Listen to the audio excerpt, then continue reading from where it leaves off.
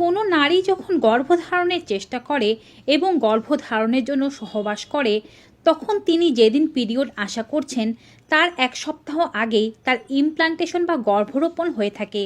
এবং যদি সঠিকভাবে গর্ভরোপণ হয়ে যায় তবে সে মাসে তার পিরিয়ড মিস হয়ে যায়। মোটামুটিভাবে আপনার পিরিয়ড ডেটের এক সপ্তাহ থেকে 10 দিন আগেই আপনার ইমপ্লান্টেশন হয়ে যায়। তবে অনেকেই কোনো সিমটম বুঝতে পারেন না বা মনে করে থাকেন যে তারা বুঝি এ মাসে গর্ভধারণ করবেন না, তাই এমন কিছু ভুল কাজ করে থাকেন যার ফলে গর্ভধারণ হওয়ার পরেও সেটি মিসক্যারেজ হয়ে যায়, পিরিয়ড আটকে যায়, 2-1 দিন পর আবার দেখতে পান পিরিয়ড হয়ে গিয়েছে। কেউ কেউ প্রেগনেন্সি টেস্ট করেন না এবং জানতেও পারেন না যে তিনি গর্ভবতী ছিলেন। কেউ কেউ আবার প্রেগনেন্সি টেস্ট করার পরেও পজিটিভ আসে, আবার কিছুদিন পরে নেগেটিভ রেজাল্ট আসতে শুরু করে। তাই ভুলেও আপনি আপনার ইমপ্লান্টেশনের সময় বা পিরিয়ডের 7 থেকে 10 দিন আগে এই 7টি কাজ করবেন না এবং আপনার গর্ভের বাচ্চাকে সঠিকভাবে রোপিত করতে চাইলে এই কাজগুলো অবশ্যই আপনাকে মেনে চলতে হবে। Hello friends, welcome to our channel মা হতে চাই। সন্তান নিতে চাওয়া দম্পতিদের সকল সমস্যার সমাধান দিতে ও তাদের সেবা করতে আমাদের চ্যানেল বদ্ধপরিকর। তাই আমাদের চ্যানেলটি সাবস্ক্রাইব করে বেল বাটনে ক্লিক করে দিয়ে অল নোটিফিকেশনে ক্লিক করে দেবেন সকল আপডেট সবার আগে পাওয়ার জন্য। এছাড়াও আমাদের ফেসবুক পেজ মা হতে চাই ফলো করুন, লিংক ডেসক্রিপশন বক্সে পেয়ে যাবেন। প্রথম কাজটি হচ্ছে ট্রাভেলিং বাদ দিন। দূরের কোনো জায়গায় বা এবড়োথেবড়ো কোনো রাস্তায় যেতে যাবেন না। তবে যদি কারো অফিস আদালত থেকে থাকে, যতটা নিরাপদ যানবাহন ব্যবহার করা যায় ততটা নিরাপদ যানবাহন ব্যবহার করুন। নিজে গাড়ি চালিয়ে গেলে কিংবা স্কুটি চালিয়ে গেলে অবশ্যই খুব হালকাভাবে চালিয়ে যেতে হবে, কারণ এই সময়টাতে আপনার ইমপ্লান্টেশন হচ্ছে।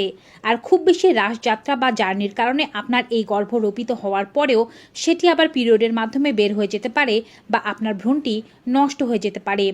দ্বিতীয় যে কাজটি করবেন না তা হচ্ছে মাথার চুল ধৌত করবেন না। মাথার চুল ধৌত করার সাথে পিরিয়ডের এক প্রকার সম্পর্ক আছে।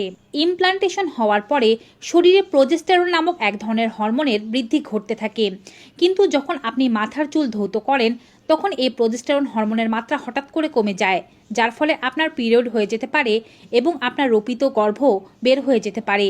তাই ভ্রূণকে বাঁচাতে চাইলে আপনার পিরিয়ডের সাইকেলের 3 থেকে 4 দিন আগে থেকে হেয়ার ওয়াশ করা বা চুল ধোয়া বন্ধ করে দিন। এবং যদি আপনার পিরিয়ড হয়েও যায় তবে পিরিয়ডের 2য় থেকে 3য় দিন পর্যন্ত অপেক্ষা করবেন এবং তারপরে চুল ধৌত করবেন। যার পিরিয়ড সাইকেল যতদিনের সেই অনুযায়ী তারা 3 থেকে 4 দিন আগে থেকে চুল ধোয়া বন্ধ রাখবেন। তৃতীয় ভুল কাজটি হচ্ছে অতিরিক্ত পরিমাণে মেডিসিন সেবন বা ব্যথার ও জ্বরের মেডিসিন সেবন। এই সময় আপনাকে সতর্ক থাকতে হবে। ওভুলেশনের ডেট পার হওয়ার পরই যে কোনো মেডিসিন সেবনের পূর্বে আগে ডক্টরের পরামর্শ নিন, কারণ এক্ষেত্রে আপনার ভ্রূণটি নষ্ট হয়ে বেরিয়ে যেতে পারে মেডিসিনের প্রভাবে। যে কোনো ধরনের মেডিসিন যখন নিতে যাবেন ডক্টরের কাছে বলে নেবেন যে আপনার ইমপ্লান্টেশন পিরিয়ড চলছে, ডক্টর সে বুঝে আপনাকে মেডিসিন দেবে।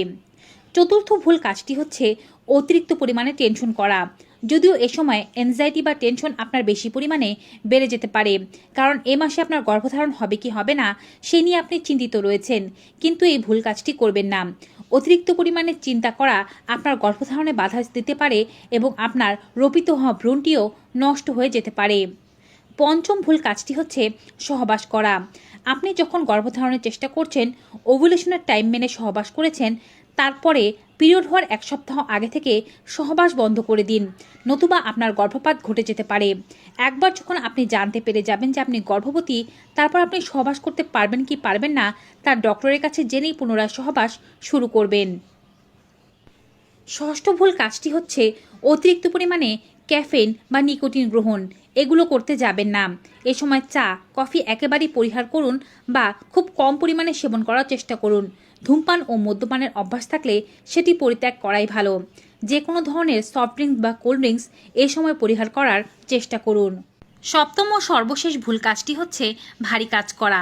আপনি জানেন যে আপনি গর্ভধারণের চেষ্টা করছেন, তাই এ সময় আপনার বাড়তি কোনো ভারী কাজ করা উচিত নয়। বিশেষ করে ওভুলেশনের ডেট পার হওয়ার পর থেকে আর কোনো ভারী কাজ করবেন না। নিচ থেকে ভারী কোনো জিনিস তোলা, খুব বেশি ভারী কাপড় চোপড় ধোয়া বা খুব বেশি হার্ড ওয়ার্কআউট এই ধরনের কাজও করতে যাবেন না। যখন আপনার পিরিয়ড ক্লিয়ার হয়ে যাবে এবং আপনি বুঝবেন যে আপনি গর্ভবতী না, তখন আপনি চাইলে ভারী কাজ করতে পারেন। তবে পিরিয়ড যতদিন পর্যন্ত না হচ্ছে এবং আপনার ইমপ্লান্টেশন হয়েছে কিনা তা সঠিকভাবে যতদিন না বুঝতে পারছেন, ততদিন পর্যন্ত কোনো ভারী কাজ না করাই ভালো হবে।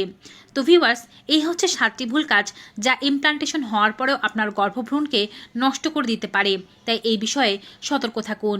ভিডিওটি সকল গর্ভবতী এবং গর্ভধারণের ইচ্ছুকদের মাঝে বেশি বেশি করে শেয়ার করে দিন। গর্ভধারণের ইচ্ছুক সকল দম্পতিদের সকল মনস্কামনা পূরণ হোক এই আশাতে এখানেই শেষ করছি। Good bye and take care.